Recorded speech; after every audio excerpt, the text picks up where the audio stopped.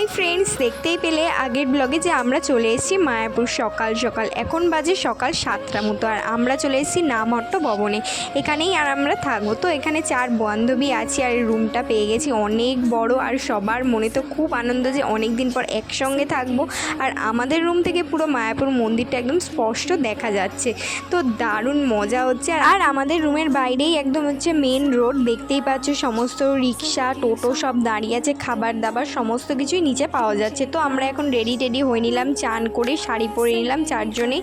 এখন আমরা যাচ্ছি মায়াপুর মন্দিরে। তো মায়াপুর মন্দিরের ভিতর তো আর ভিডিও করা যায় না, তো আমি আর ভিডিও করতে পারলাম না। তাই এখন পুজো টুজো দেখে এসে আমরা এখন বাইরে এই মাঠটায় বসে আছি। আর সেদিন ছিল না বিভৎস রোদ, তাই এর বেশিক্ষণ পার্কে বসতে পারিনি। তাই আমরা সোজা চলে এসেছিলাম একটু জামা কাপড় মার্কেটিং করতে। এই মন্দিরটার সামনেই ছিল অনেক দোকান। যারা হয়তো মায়াপুর এসো তারা জেনে থাকবে, এই বড় মন্দিরের সামনেই অনেক দোকান আছে জামা কাপড়ের।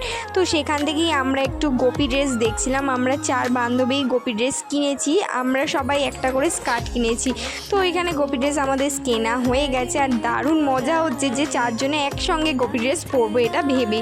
তো এখন একটু খেয়ে পেয়ে গেছে খিদে, আর 1টার দিকে আমাদের খেতে দেবে। এখন বাজে 12টা মতো, তাই একটু ফলের রস খেয়ে নিলাম। আর ফলের রসটা এত ভালো খেতে ছিল, এখনও আমার মনে আছে। তো এখন রেডি হয়ে নিলাম হোটেলে এসে এবার ভাত খেতে যাওয়ার জন্য।